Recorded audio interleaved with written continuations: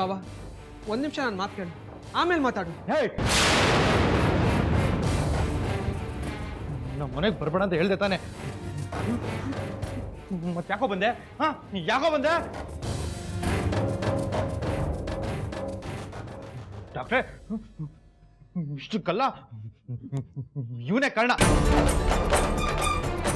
ನನ್ನ ಹೆಂಡತಿ ಮೀರಾ ಅವಳು ಗೊತ್ತಾಗದೆ ಇರೋ ತರ ನನ್ನ ಕಿಡ್ನಾಪ್ ಮಾಡ್ಕೊಂಡು ಇಲ್ಲಿ ಕರ್ಕೊಂಡ್ ಬಂದಿದ್ದಾನೆ.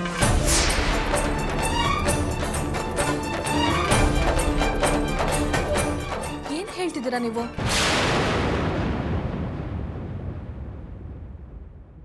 ಹೌದು ಡಾಕ್ಟ್ರೆ, ನನ್ನ ಮಾತು ನಂಬಿ, ಇವನು ಸರಿಗಿಲ್ಲ, ದೊಡ್ಡ ಕಳ್ಳ.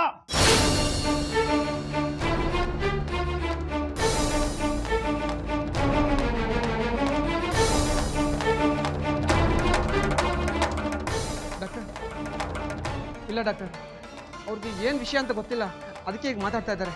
ನಾನು ಅರ್ಥ ಮಾಡಿಸ್ತೀನಿ. ಹೇಯ್, ನೀನು ನನಗೆ ಅರ್ಥ ಮಾಡಿಸೋದು? ನನ್ನ ಆಸ್ತಿಗೆ ಒಂದು ಬಿಡಿಗಾಸು ಕೊಡಲ್ಲ. ಹೋಗ್ಲಿ ಹೋಗ್ಲಿ ಅಂತ ಬಿಟ್ರೆ ಇವತ್ತು ಈ ಮಟ್ಟಕ್ಕೆ ನಿನ್ನ. ರಮೇಶ್, ರಮೇಶ್,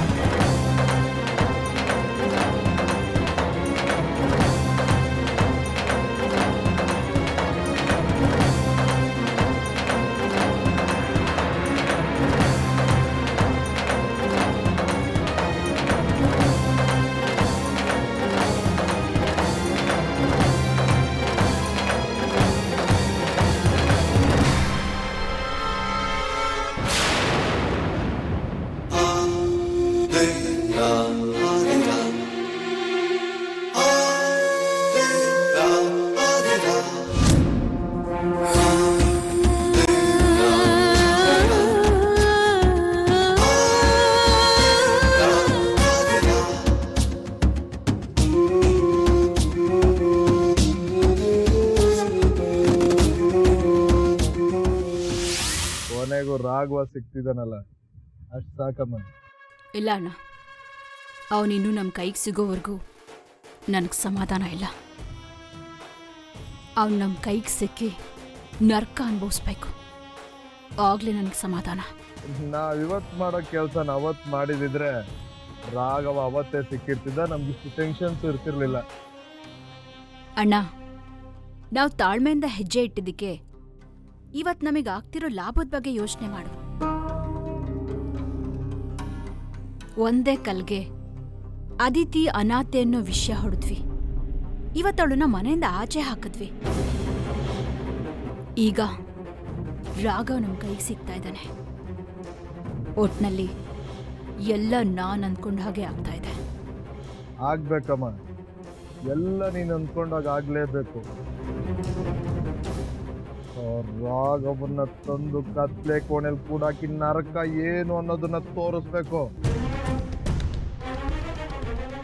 ಈ ರೀತಿ ಎಲ್ಲ ಹಾಗೆ ಆಗುತ್ತೆ ಅನ್ನೋ ನಂಬಿಕೆ ನನಗಿದೆ.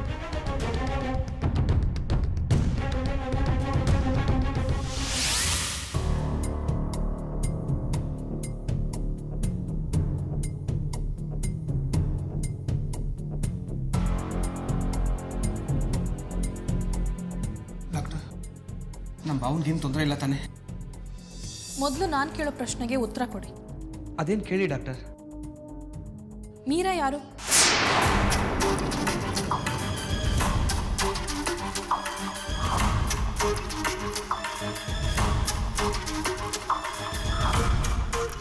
ಅದು ಡಾಕ್ಟರ್, ಅದು ಅವಳು ಬಂದಮೇಲೆ ನಮ್ಮ ಬಾವನ ಜೀವನ.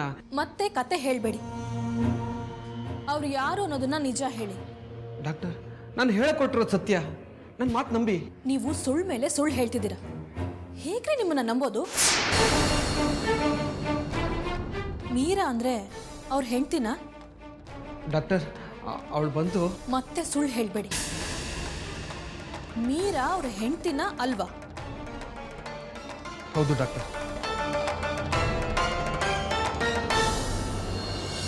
ಮೀರಾ ರಾಘವನ್ ಹೆಂಡ್ತಿನೇ. ಆದರೆ ಜಸ್ಟ್ ಸ್ಟಾಪ್ ಇಟ್. ಅವ್ರ ಹೆಂಡತಿ ಇದ್ರೂ ಯಾಕ್ರೆ ಅವ್ರನ್ನ ಇಲ್ಲಿ ಕರ್ಕೊಂಬಂದಿಲ್ಲ? ಪೇಷಂಟ್ ನೋಡಿದ್ರೆ ನೀವೇ ಅವ್ರನ್ನ ಕಿಡ್ನ್ಯಾಪ್ ಮಾಡಿ ಇಲ್ಲಿ ಕರ್ಕೊಂಬಂದಿದ್ದೀರಾ ಅಂತ ಹೇಳ್ತಾ ಇದ್ದಾರೆ.